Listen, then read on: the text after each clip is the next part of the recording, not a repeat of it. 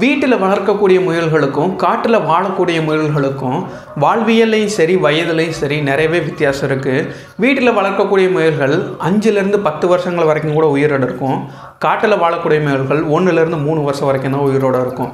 வாழ்நாள் முழுவதும் முயல்களோட பற்கள் வளர்ந்துகிட்டே இருக்கும். இது ஏன் வளர்ந்துகிட்டே இருக்குது? முயல்கள் தன்னோட மலத்தை தானே சாப்பிடும். இது ஏன் சாப்பிடுது? இதெல்லாமே காட்டில் வாழக்கூடிய முயல்களின் வாழ்வியல் தான் என்ன அப்படின்றதையும் இன்றைக்கி பல சுவாரஸ்யமான தகவல்களோட பார்த்துடலாம்.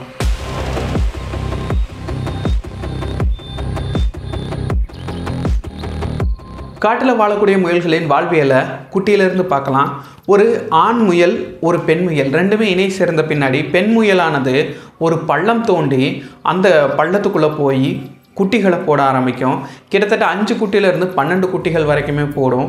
இந்த குட்டிகள் பிறந்தோடனே இந்த குட்டிகளுக்கு கண் தெரியாது, கண்கள் மூடிய நிலையில் இருக்கும், தோலில் ரோமங்களே இருக்காது, காதுகள் கேட்காது. இந்த நிலையில் தான் பிறக்கும். இந்த நேரத்தில் முழுக்க தாய்ப்பாலை நம்பி மட்டும்தான் இந்த குட்டிகள் வாழ்க்கையை ஆரம்பிக்குது.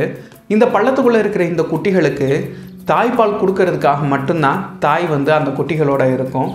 கொடுத்து முடிச்சோடனே மறுபடியும் போயிடும். ஒரு நாளைக்கு ஒரு தடவை இல்லாட்டி 2 தடவை அவ்வளவு நேரம் மட்டும்தான் தாய்ப்பால் கொடுத்துட்டு அந்த இடத்த விட்டு போயிடும். இது ஏன் இப்படி பண்ணுதுன்னா, இந்த தாயின் மீது ஒரு வித வாசனை ஏற்படும். இதை வச்சு மற்ற எதிரிகள் யாராவது தன்னை பிடிக்கும் பொழுது தன்னுடைய குட்டிகளுக்கும் சேர்ந்து ஆபத்து வந்துடும் அப்படின்னு சொல்லிட்டு குட்டிகள் தனியாக இந்த தாய் தனியாக தான் வாழ ஆரம்பிப்பாங்க. ஒரு சில தாய் முயல்களானது இந்த பள்ளத்துக்குள்ளே போய் குட்டிகளுக்கு பால் கொடுத்த பின்னாடி வெளியே அந்த பள்ளத்தை எதையாவது வச்சு மூடி வச்சுட்டு போகும். மறுபடியும் அடுத்த நாள் ஆச்சுன்னா பால் கொடுக்குற நேரத்துக்கு அந்த மூடி வச்சதை திறந்துட்டு உள்ளே போய் மறுபடியும் பால் கொடுத்துட்டு மறுபடியும் மூடி வச்சுட்டு வெளியே போயிடும். இதே மாதிரி கிட்டத்தட்ட 2 வாரங்கள்லேருந்து 3 வாரங்கள் வரைக்கும் நடக்கும். அதுக்கப்புறம் மெல்ல மெல்ல குட்டிகள் கண்கள் தெரிய ஆரம்பிக்கும், காதுகள் கேட்க ஆரம்பிக்கும், ரோமங்கள் வளர ஆரம்பிக்கும். அதெல்லாம் நடந்த பின்னாடி வெளியே இந்த புற்களை கொஞ்சம் கொஞ்சமாக சாப்பிட ஆரம்பிக்கும். வெளி உலகத்துக்கு பழக்கப்பட ஆரம்பிக்கும். இந்த குட்டி முயல்கள் 3லேருந்து 6 மாதத்துக்குள்ளே இளம் பருவம் வர ஆரம்பிச்சிடும். இதில் இனப்பெருக்கத்துக்கு தயாராகிறது 4 மாதத்துலேயே ஆண் முயல்கள் இனப்பெருக்கத்துக்கு தயாராகிடும். பெண் முயல்கள் 6 மாதத்தில் இனப்பெருக்கத்துக்கு தயாராகும். இந்த காட்டு வாழ்க்கையில் பெண் முயல்களோட பொறுப்புன்றது ரொம்பவே அதிகம் ஆண் முயல்களை ஒப்பிடும் பொழுது. ஆண் முயல்கள் இணை சேர்றதுக்கு மட்டும்தான் பெண் முயல்களோட இருக்கும். இணை சேர்ந்த பின்னாடி குட்டிகளை பார்க்குறதோ குட்டிகளுக்கு உணவு தர்றதோ இந்த மாதிரி எந்த ஒரு வேலையிலையும் ஆண்கள் பங்கேற்பதே கிடையாது. அதை பாட்டுக்கு விட்டுட்டு போயிடும். பெண் முயல்கள் தான் ஒரு பள்ளத்தை தோண்டி குட்டிகளை போட்டு பால் கொடுத்து அதை வளர்த்து அதை ஒரு சமூகமாக மாற்றுவாங்க.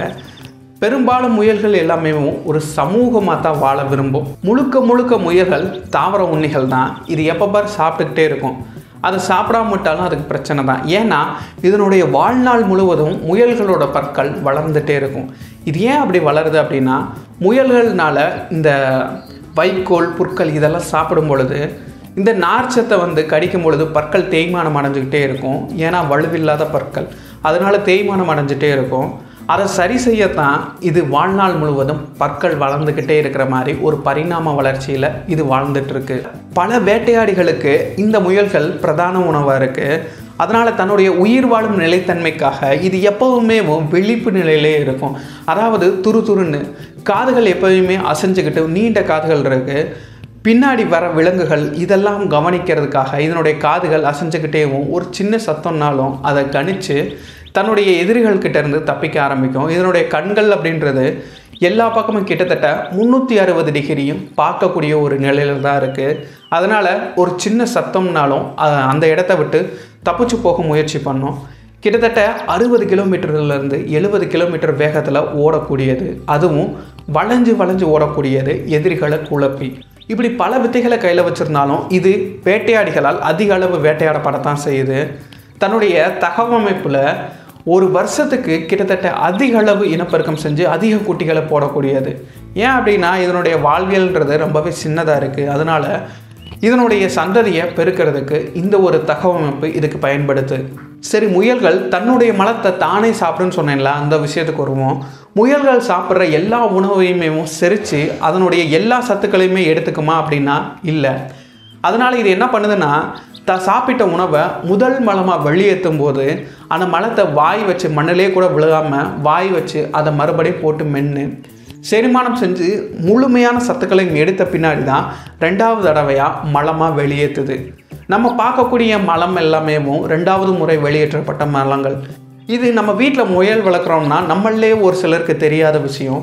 ஏன்னா இது தன்னுடைய மலத்தை வெளியேற்றும் போது அதிகாலை நேரங்களில் வெளியேற்றும். அதுவும் அது மண்ணிலே கூட விழுகாது, உடனே வாய் வச்சு அது சாப்பிட ஆரம்பிச்சிடும்.